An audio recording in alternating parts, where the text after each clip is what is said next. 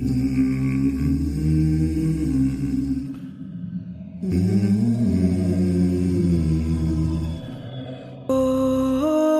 death, oh, death, oh, death, won't you spare me over another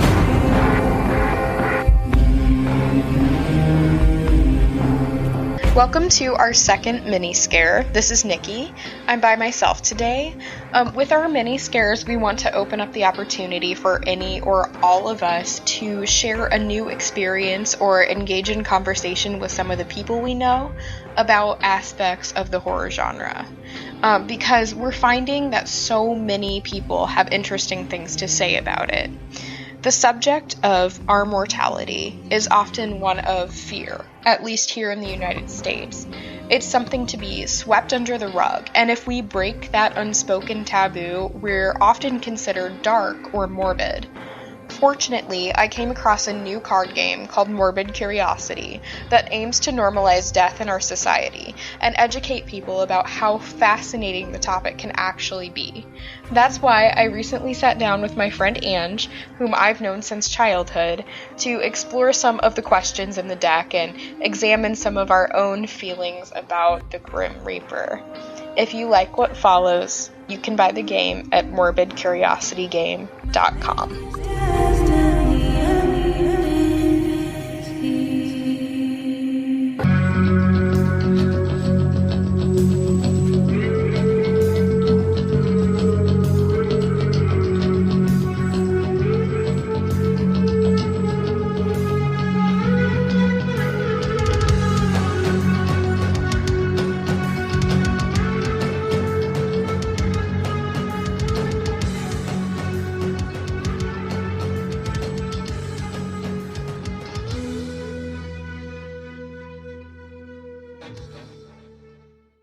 Okay, so I guess we need a place for the cards. Alright. So, shit. How do we play this again? So this is one of our mini scares. I am here with my friend Ange, who has played this game with me before, and we kind of wanted to advertise it because it's an awesome game that was made independently, and it's called Morbid Curiosity, and it's a card game about death that kind of works like Cards Against Humanity, and you get 2 stacks of cards, a white one and a black one. The black ones are trivia questions about death, and the white ones are more open-ended questions, or write as many names for death as you possibly can think of. And there's a judge, like in Cards Against Humanity, and the judge will decide what the best answer is on those open-ended questions. And on the trivia questions, it's whichever player shouts out the correct answer first. They do give you multiple choices, so you don't have to just guess out of nowhere. So Ange and I are going to play it with a 2-player today, but normally it would work in a round. With us, it's just going to be kind of a tester of this game to just give you a sample of what it's like. It's a really great game. They're working on an expansion right now. I think it's called the Undertaker's expansion, and it's actually an expansion just about funerary practices, which is going to be really cool. So I can't wait to buy that one. So what we're going to do is, normally with the game, each player gets to choose whether they want a black or a white card when they're the judge, right? Is that how that works, Ange? I think so. Okay. Oh, by the way, you may recognize Ange because we actually interviewed her for our first text interview, yeah. like a long while ago, and we actually haven't done another text interview, but she's the one who answered like our first questionnaire, so you can find that on our blog at queensofthedimmpodcast.wordpress.com. So normally a player will get to choose a white or a black card, so maybe Ange should go first. So okay. Do you want a white or a black one, Ange? Give me a white one. A white one. Okay, so whites are open-ended questions. So this one says, and I think we did this one before. Oh, good. Is there a fragrance or a scent Yes. that reminds you of someone who has died? Yes, I do remember this one. Yes, root beer, actually. The little candies. My grandpa always used to have them in his shirt pocket, back when he was still alive, obviously. And he'd always give them to us whenever we sat in his lap. And that just makes me think of him every single time. I think it was funny because when we originally played this, it was me and Ange and my boyfriend, and we all had answered something about food. Yep. Okay, so I want to do a black one. Okay. Who is the first forensic dentist in American history? A. Benjamin Franklin. B. Paul Revere. C. Florence Nightingale. Stop. Or D. Thomas Jefferson. Oh, God. I kind of hope it's none of those people. Benjamin Franklin? No. It's Paul Revere. He identified Major General Joseph Warren's remains by the dental prosthetic he had provided him. Wow. Weird, right? It's funny because Paul Revere should probably be known for that instead of the ride he never went on. The British are coming. He never did that, though. See? Exactly. It's all a lie. So which one do you want? Let's do a black one. Ooh. Oh, no. Oh, no. All told, how many people die in Shakespeare's plays? Oh. A, 32. B, 47. C, 63. D, 79. C. C, 63. C, including Antigonus, who is chased by a bear, but not including the disappearance of the fool. Okay. For all you Shakespearean scholars out there. I will take a white one. What do you think will ultimately do you in? Illness, heroic act, random accident, hobby? You know, I've been thinking about this a lot lately because I have a lot of anxiety. I don't know. I think it's either illness or a random accident. Illness because my family pretty much has everything on both sides that they've died of, and a lot of untimely deaths. And then maybe an accident because, my boyfriend said the other day, I think it was because of this sort of anxiety I've been having lately about people dying and myself dying, that I said, please don't die. And he said, I'll try not to. And I said, why try not to? You're like 27. And he said, well, I drive a 2-ton death machine every day. So that could be a random accident. I think it would either be like a car accident or I will die of some illness. I hope I don't get murdered because that would be the worst. Right. Was that an option on that card? It really it was just giving it suggestions. Was ellipses. Yeah. Okay. Just so you're kind of not immediately thinking of being murdered. Yeah, I know. I'll do a white. What is an appropriate age for a child to attend a funeral? How old were you when you attended your first funeral? The one that I can remember. Okay, wait. First start with, I guess, how old? Appropriate age? I guess really that depends on the child. Maybe 12 is at least acceptable because they at least know what's going on. And they kind of have a slight grasp on, 12. I'd stick around 12. Just because younger than that, they're not going to be either paying attention or even knowing who passed or anything like that. What I can remember, my first funeral was Seth's. That I can remember. Really? That I can remember. So Seth was a classmate who died in a car accident in 7th grade. So we would have been 12 was or it 13. 12? Yeah, probably around there. Well, I know we were 14 in 9th grade. Yeah. So maybe that's why I think that way, because that was about my we would have been 12. That's funny. We would have been 12. Weird. I don't know. I just I think about before a lot of medical stuff happened, and just I think we make such a big deal out of death now and shade it from each other. And that kids and people used to be so immersed in it that it was a natural part of life. Right. And now it's no, hide that. Right. So I don't know. It's interesting because the first funeral I ever went to, I don't want to answer your question, but it's such an interesting question. Yeah. The first one I ever went to was when I think I was 8 because my grandfather died. Yeah, okay. And I understood perfectly what was happening. But I remember my little cousins going, he's sleeping, don't wake him up. Right. See. And I don't remember. I remember thinking, how could they think that that's what's happening? Right. I guess I just always had, a fundamental understanding of death. I don't want to say always, because maybe I didn't understand it when I was 4 or 5 or even 6. Right. But I understood it when I was 8. I understood that when somebody died, they were not coming back. Yeah, exactly. Yeah. But again, I guess that does really depend on the child and their upbringing, too. I don't know. Yeah. Okay, I'm going to take a trivia question. In Greek mythology, who controlled the thread of life? Do you need questions? Do you need well, it was one of the muses. Or, sorry, it was one of the fates. A, the Morai, the fates. It was one of the fates, yeah. B, oh my gosh, I definitely can't say this probably. Morpheus? Morpheus? Did I say that right? Yeah. Yeah. Morpheus, god of sleep. C, Persephone, queen of the underworld. D, Hades, god of the underworld. Obviously, you got it right. It was A. Yeah, it was the fates. Yeah. Is that Morai? Is that how you say it? Morai? The Morai? The fates? I have no idea. Good job, Nikki. As soon as I thought Greek, I was like, Nikki's going to get that. Greek mythology pretty well. Perfect. I'm digging these. Get the white. The white ones? I really like the white ones. Yeah, they're different. Upon your death, are there any items you want disposed of before your family sorts through your possessions? Shit. Who should dispose of these items? You know what? Good question. On the back of this, I was even looking and I'm like, gosh, I hope I don't get that question. You have to answer it honestly. honestly. Hard. Oh, fuck. One of these light bulbs is burning through this lamp. Oh my gosh. Please don't burn the house down.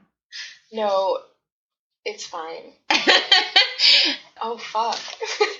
So is this one of those accidents that causes an untimely death, Nikki? Is that what's going on? I would assume that you basically could... Are you talking about the lamp? Yeah, I'm talking about the lamp, Nikki. Well, it's like, who had the idea to put paper lamps together? They're great, but they're nice. I wait for them to go up in flames. Back to the... So assuming you didn't have time to sort through your possessions, yes. Yes. Okay. Oh my gosh.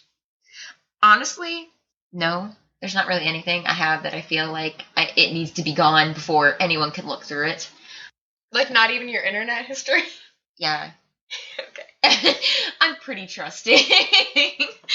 Also, I definitely use that delete browser or clear history thing, so I mean, just there's use that. incognito. That's all you need. Yeah, dude, there's really nothing. That bothers me. I know, it's super boring. What about you? I'm gonna turn it back around. I'm trying to think. I know. Like, I don't have stuff that's, I guess, embarrassing. I mean, it might be if someone else is going through it, but I won't care. So, like, I have a lot of journals and stuff that I think if somebody might read some of the entries, they might be hurt by them. But they're all from like grades, a while, junior high. No, high school. Some of them are later, but for sure.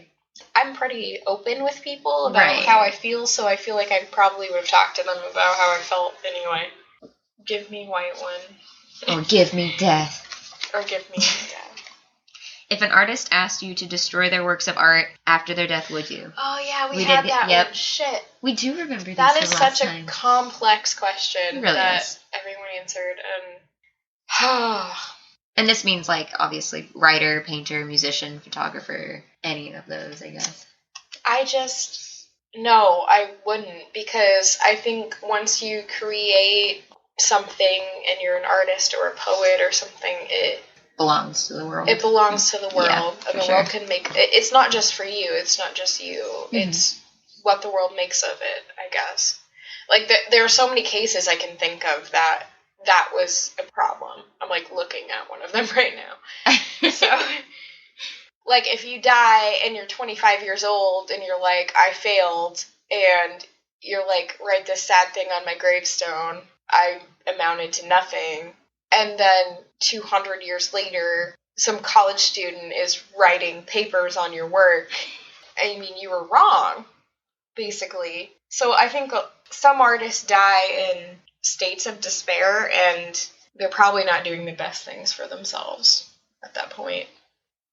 Like, if it was a personal thing you created for yourself and you were like, here's a poem I wrote, or here's, like, a painting I did, and it was, like, I feel kind of conflicted about Sylvia Plath's journals being published, although I appreciate it because I think I understand her more as a person, even though certain people decided to edit her point of view. But I feel more conflicted about a personal document being published rather than a poem or a work of art. Because it's like, this is my life, and I didn't intend anyone to ever see it. So that's a long answer. No, but a good one. I mean, definitely covered. Good. It's complex. It's a really hard issue. Well, yeah, these are all really... and we're all still struggling with that. I mean, what do you think? I also agree with you. once you make something, there's obviously a reason that you make it. And then also along the lines, you obviously want people to see it if you're making it and then getting it out there.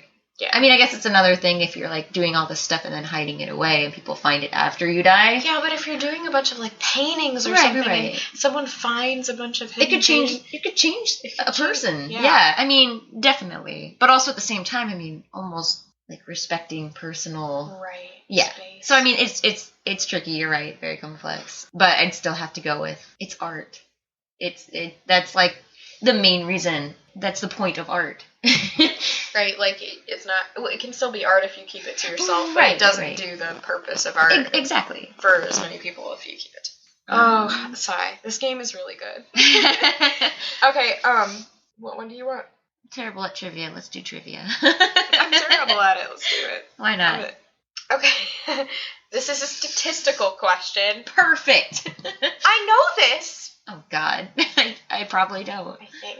You took statistics, didn't you? Yeah, but I'm saying I like heard this the other day. Okay. So as of 2016, how many body farms are there in the U.S.? I'm sorry, what? Do you know what a body farm No, is? please So explain. a body farm is where it's like several acres of land where people will donate their corpses to science and they will let it rot.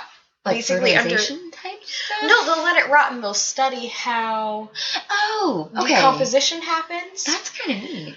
And they'll say, what if this insect is involved? What if this climate is involved? What if we hang it upside down from a tree? What if, I don't know. I'm not exactly sure That's what they a do. thing? But they do that, I could be wrong, but some of it's for homicide cases. Like, it's to figure out under what circumstances does the body do Right. what thing.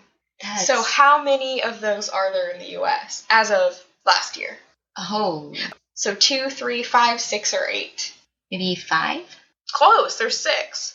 So Tennessee, there's one in southern Illinois. I'll comfort you. Colorado, North Carolina, and 2 in Texas, of course. There are plans. There are plans for Florida, Wisconsin, and Pennsylvania. Oh my goodness. Do they just pick the biggest wastelands of states and just... It's sounding like it. I didn't know that was a thing. It's See, a thing. you learn, too. You learn a lot of stuff. It's a right learning now. game. Then you promptly kind of forget it, and the Yeah. next time it's a surprise. You're like, I don't remember. And you could totally answer different next time. Okay, give me a trivia one. All right. Give a lot of... All right. Donating your body's organs for a transplant or to science is called A, organs recycling, B, the gift of life, C, organ sharing, D, anatomical gift. Anatomical gift? Thank you. I fucking... What? Would you like to? It's organ sharing? No. Well, I don't know. It's the one that I messed up on saying. Anatomical gift. Yeah. That makes it sound really nice. Here are my organs. Gifted to you. It's like I just pictured a bow around a liver or something. Or like one of those singing cards. Here. You open it and it's like living on a prayer or something. That's horrible. Liver on a prayer.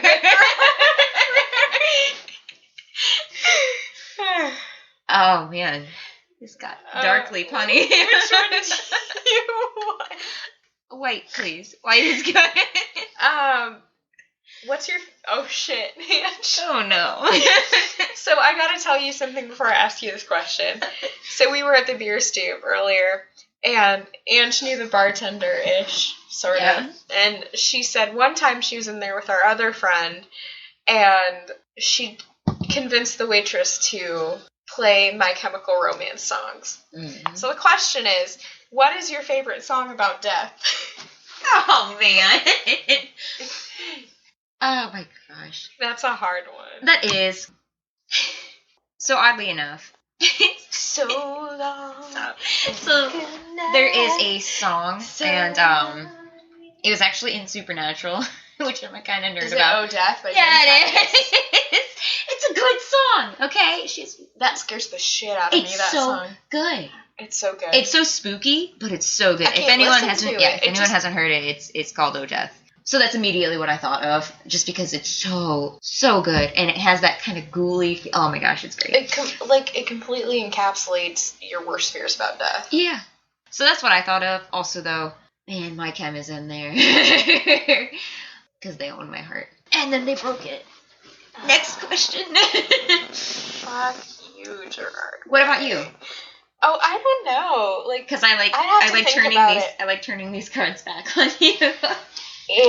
I know, it's hard when you're put on the spot. God, it really is. Because I don't know if I know that many songs about death per se, like physical death or mourning or something. There's an Iron and Wine song that I think what's it called? I'm gonna look it up, so forgive my typing right now. And the only lyric I remember is "By the Rosebush Laughing." Why does that sound familiar? Okay, it's called "The Trapeze Swinger," and the acoustic version is the best. And it's a song that will just make you sob your fucking eyes out. And it's like Remember Me, and it's a bunch of lyrics about several memories. And it kind of reminds me of, like, people I've lost. And I think that's my favorite song about death. Or that I see as it's about death. They're such a good band. Yeah. Okay, white one. I love these white cards. They're great. I think they need to make more white cards. Yeah. Because the trivia is fun. It's really original, but I really love these questions. Some people really hate trivia. I love trivia, This might be the best trivia I've played. Oh, yeah. I'm bad. You just hate it because you are not good at it. I'm not good at answering questions. I'm not good at guessing. All right. Aw. I can't remember if we did this one or not. Oh, wait. Yes, I think we did because you asked. Okay. No, I'm just going to read it. If you could bring back someone from the dead for one day, who would it be? Did we do that one last time? Because I feel like you kind of asked. No. I don't think we did that one because my heart just broke. No, you did. We had a lot of wine. I told you that. What did I say? You first, you asked a question because you're like, well, would it have to be someone that I've never met, like I hadn't met before? Someone you know. Yeah. Because I'm assuming you were thinking like Keats. Well, like for now, yeah, like that's my big one. Right. For now. And I don't mean to answer your own question, but yeah, I don't know. Like I can't even pick one person because there's so many people who are dead who I'd love to meet, right, or love to see again. With my life. Yeah, but right now in my life, Keats would be my answer because I just like there's so many discrepancies even as to what he looked like. Like we have paintings of him and we have death and life masks, but really you just have the bone structure, and so there's so many different interpretations of what his hair looked like and what basically his face looked like, his body looked like. It would just be so interesting to see him and go, that's you, and then know exactly. I guess if you spent a day with the person, you wouldn't know exactly who they were, but it would be interesting to see. I don't even know how that would work because it would be such a culture shock for him, right? Because it would just be such a different world. We wouldn't talk to each other in the way that he would talk to a female. Right. It would matter to him that I was a female rather than us being two individuals just talking to each other about poetry. He would probably assume I have no idea what I'm talking about because that's the way they were. But I would do that because I have a lot of questions to ask him, and I think he died way too soon. Yeah. And he was really, really good at what he did, and it was really sad. So, but there are others that I could say that of. I could say that of Heath Ledger. I could say that of Kurt Cobain. I could say that of any number of young people who died. Sylvia Plath that I connect with. So I just shrugged. Nobody can see that. Yeah, that was a huge shrug. God, there's so many people I would love to talk to. But that's kind of also the allure of them, is that they're dead. Right. So you'll never know. And that they died a tragic or untimely death. Who would it be for you? My grandpa. Because I knew him, but I didn't know him well enough. Right. And he died when I was young. I was too young to even connect, mostly. He's the one, the whole root beer thing. All I can remember about him is that he let us watch MASH when Grandma wasn't in the room. And he taught me how to ride a bike. And we'd always have those little cups of ice cream with the streaks of either chocolate or strawberry? Those were good. They always had those. Always had them in their freezer in the basement. And so we'd ride our bikes and then we'd always eat those. And that's all I can remember. That and he had really big boots. That's so sad, but that's all I remember. Wow. Yeah. And my dad and then his brothers look exactly like him. And it's just so shocking.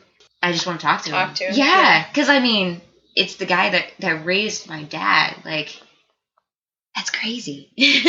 You know? Yeah. Yeah. I was fortunate enough to know all my grandparents pretty well. Definitely. So I just, I miss them a lot, and if I could bring them back, I would. But it's like, time happened. So, Right, exactly. That's interesting. Got real deep. Oh, yeah. Okay, let's do, like, 2 more questions. Yeah, for sure. So, I'll take a trivia. The poem In Flanders Fields inspired the use of which flower to honor veterans?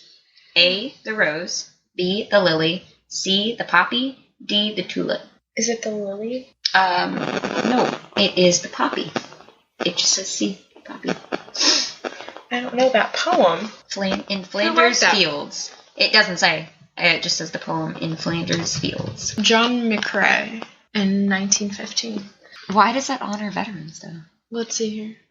Oh, in Flanders Fields, the poppies blow. There are poppies there. Here it is.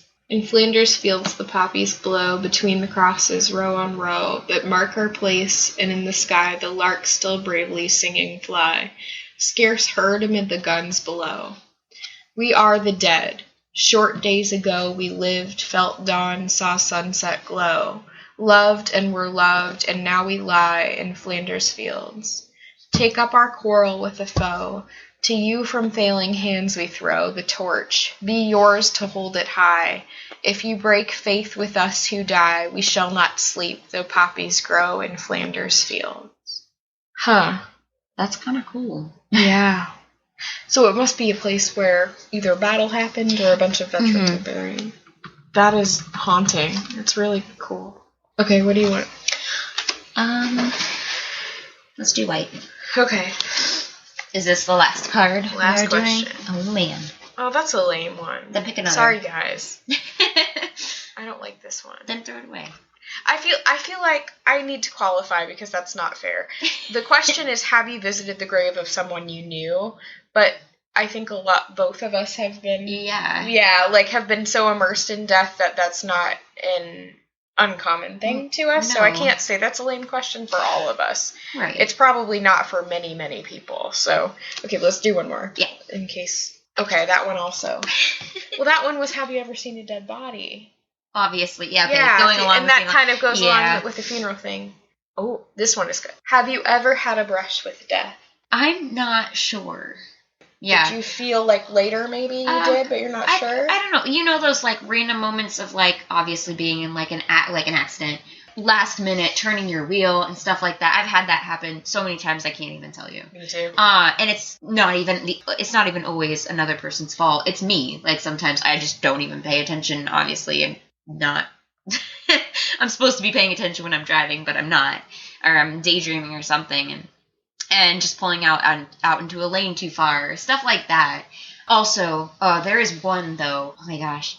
So it was last winter, and I had my boyfriend Jason in the car with me, and I was driving my little Honda, and we were just leaving his house, and they had piled the snow up so high on each side of the road. To pull out, I had to kind of like slightly go out almost into the road, and I didn't see anyone coming still, and so I was like, yes, I'm good to turn.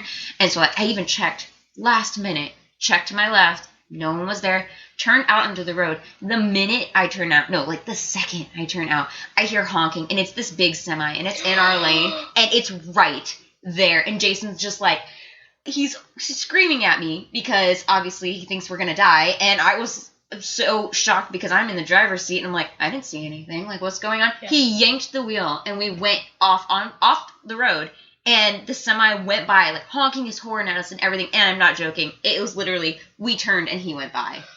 Like, I can't believe he didn't hit us. Oh my God. And so I definitely haven't lived that down. And anytime he's in the car with me and we pull out onto that road, even when there's not snow, he's looking both ways, right. I'm looking both ways, and then like I'm turning and he's still looking the other way.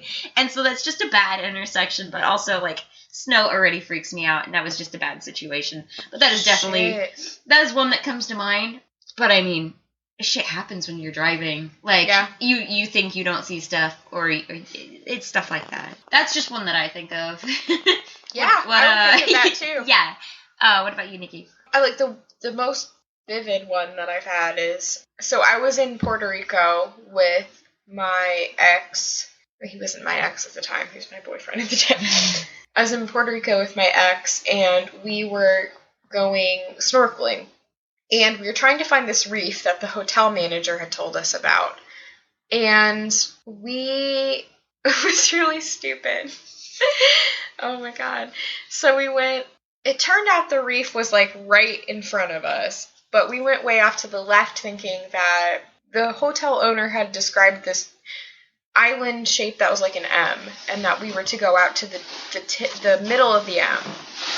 And then from our calculations, that was way out to the left. Well, we were saying there was an island out there. You weren't supposed to go near it because the Navy had been testing mines there. Wait, I don't know when, but they've used that as a testing base, basically.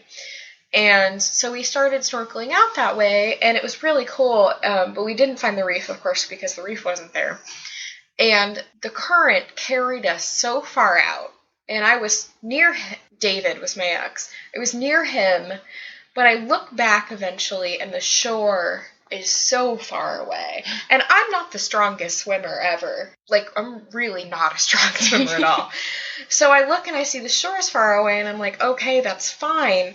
But now we're swimming against the current, and it's like a mile. Oh my and gosh. that was the first time I ever thought I was just going to drown. Because you'd get out to places where you couldn't stand.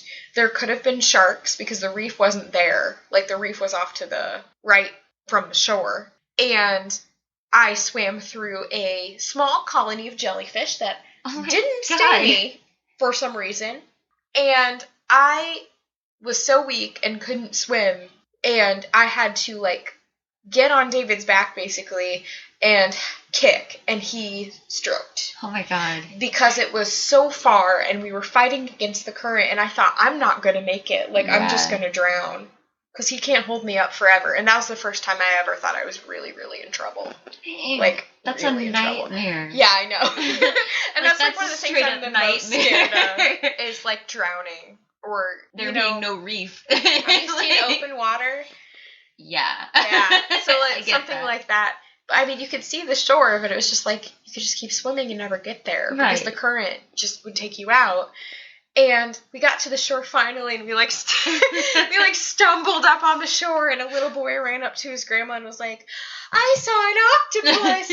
Because the reef was right there. Oh my like, god. right there. Oh my god. So, by the time that happened, we didn't want to go back in the water. Yeah. You're like, screw the reef. Screw